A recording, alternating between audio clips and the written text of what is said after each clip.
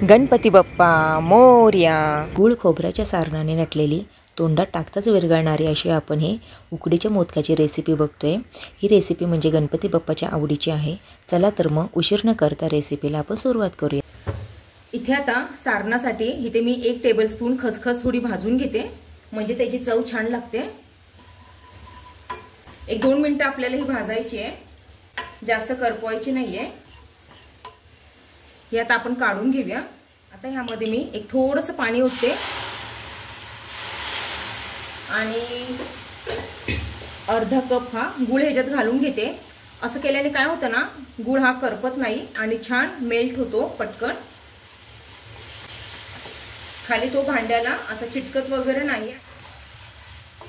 हा आपल्याला आधी चांगले मेल्ट करून घ्यायचा आहे। गॅसची फ्लेम इथे मी स्लो ठेवलेली आहे। तुमच्याकडे कोणता गुळ आहे तो घेतला तरी चालेल। हा माझा सेंद्रिय काळा गुळ आहे।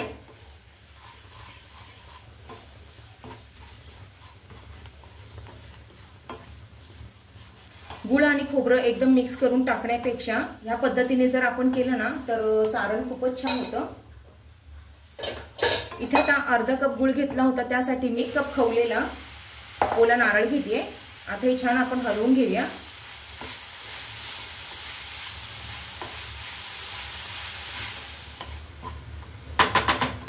यात आता मी जे भाजून घेतलेलं खसखस होतं ना ते टाकून घेते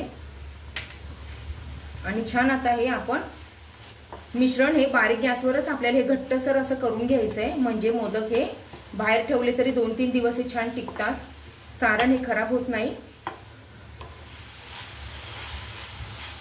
बारीक गॅसवर हे छान परतलं ना मग त्याची चव ही खूप छान लागते सारणाची।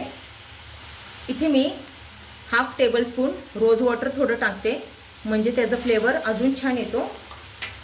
तुम्ही नाही टाकलं, स्किप केलं तरी पण चालेल। सारण आपले हे आता ड्राय व्हायला लागलंय, तुम्ही बघू शकता। हे छान आपल्याला शिजवून घ्यायचंय। गुळातलं जे पाणी असतं ना ते पूर्ण आपल्याला आटवून घ्यायचंय। सारण आपले छान आता ड्राय व्हायला लागलंय। आपण गॅसची फ्लेम इथे बंद करूया आणि हे गार होण्यासाठी एक 15-20 मिनिटं साईडला ठेवून देऊया। गॅसची फ्लेम बंद केली ना तरी हे जरा 2 मिनिटं हलवा, कारण तवा हा खूप तापलेला असतो, ते करपू शकतं खाली, मग त्याला कडवट अशी चव येईल। हे 2 मिनिटं आपण थोडंसं हलवून घेऊया। इथे आता आपल्याला पारी बनवण्यासाठी पीठ तयार करून घ्यायचंय तांदळाचं। त्यासाठी मी इथे 2.5 कप पाणी ओतून घेते। आपल्याला हे 2 कप पीठ घ्यायचंय, त्यासाठी मी 2.5 कप पाणी ओतून घेते। तुम्ही बघू शकता। आता या पाण्यामध्ये मी 1 टेबलस्पून साखर टाकते। साखर टाकल्याने काय होतं ना, ती पारी पण चविष्ट लागते, पारीची चव पण छान लागते त्या। आणि चवीनुसार मीठ टाकते। पाणी छान आधी उकळून घ्यायचंय। उकळी आल्यावर आपल्याला पीठ टाकायचंय तांदळाचं त्यामध्ये। इथे मी 1/2 टेबलस्पून तूप टाकून घेते।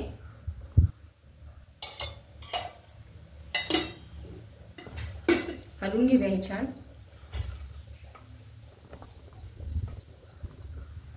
2 टेबलस्पून आपल्याला इथे दूध टाकून घ्यायचंय। दुधाने काय होतं ना, ती पारीचा कलर खूप छान पांढरा असा येतो, त्याच्यामुळे इथे आपण दुधाचा वापर केलेला आहे 2 टेबलस्पून। हे छान आता आपण उकळून घेऊया। 2 कप रेशनिंगचं तांदूळ, त्यासाठी 1 कप आंबा मोहर तांदूळ आणि 1 कप इंद्रायणी तांदळाचा कोण असा वापर करतं। तर काही जण आपल्याला पाहिजे तसं आपण वापरू शकतो, काही फक्त इंद्रायणी तांदळाचं पण पिठी बनवून आणतात आणि त्याचे मोदक करतात। इथे मी इंद्रायणीच तांदूळ वापरतेय।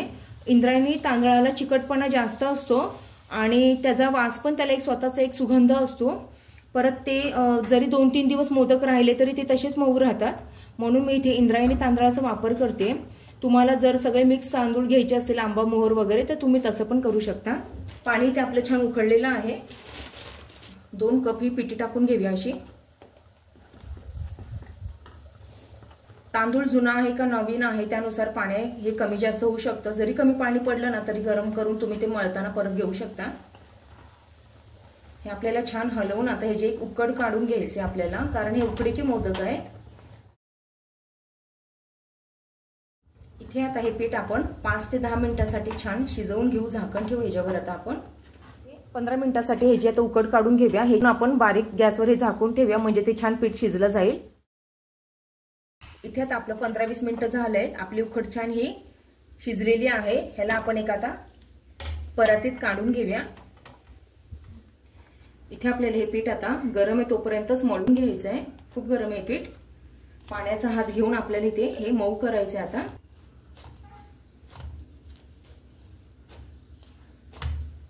इथे आपलं हे पीठ रेडी आहे आणि हे सारण पण रेडी आहे.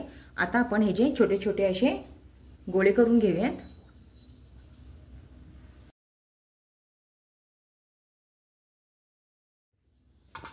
तुम्हाला मोदकाची साईज कशी करायची त्यानुसार तुम्ही ते गोळे किंवा हा पेढा तुम्ही कमी जास्त करू शकता. आमच्या घरी हे मोदक सर्वांनाच, लहान मुलांपासून मोठ्यांपर्यंत सर्वांना खूप आवडतात, म्हणून मला इथे जास्त क्वांटिटीमध्ये करावे लागतात. इथे मी तुम्हाला हातावर कसे बनवायचे मोदक आणि साच्यात कसे बनवायचे ही दोन्ही पद्धत मी दाखवते. चला तर मग इथे आपण मोदक करायला सुरुवात करूयात. इथे आपण आता असं साच्याने करतोय. तुम्ही बघू शकता इथे पीठ घालून घेतलंय मी. अजून घालून घेते आता. आणि हे प्रेस करायचे म्हणजे मोल्डचा आकार ह्या पिठाला येतो.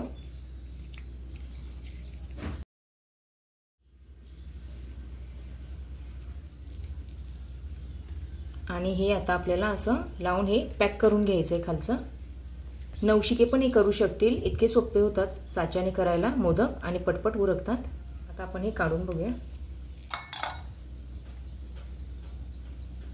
इथे आपण हाताने बनवतोय. पिठीच्या साह्याने मी हे असं हाताला थोडं पिठी लावलेली आहे म्हणजे हे चिटकणार नाही पीठ. कारण इंद्रायणी पीठ आहे. मी हे फक्त इंद्रायणी पिठाचं करते आणि ते खूप चिकट असतं. आता आपल्याला ह्याच्या चुन्या पाडून घ्यायच्यात ह्या अशा प्रकारे. आता यात आपण सारण भरून घेऊया. आता हे सारण दाबत दाबत आपल्याला क्लोज करायचंय.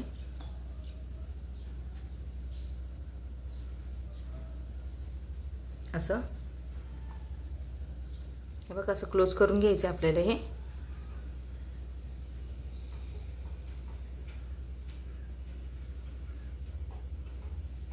कोणी 21 पाकळ्यांचं करतं तर कोणी 7 पाकळ्यांचं करतं. तुम्हाला जशी इच्छा आहे तसं त्या पाकळ्या तुम्ही पाडू शकता. तर आपल्याला उकडायच्या आधी हा मोदक पाण्यात डिप करायचा आहे म्हणजे तो चिरला जात नाही आणि खूप छान उकडतो. सुती कापड घेतलेलं आहे म्हणजे ते चिटकणार नाही. तुमच्याकडे केळीचं पान असेल ते घेतलं तरी पण चालेल. सर्व मोदक आपण तसंच करून घेऊया. आता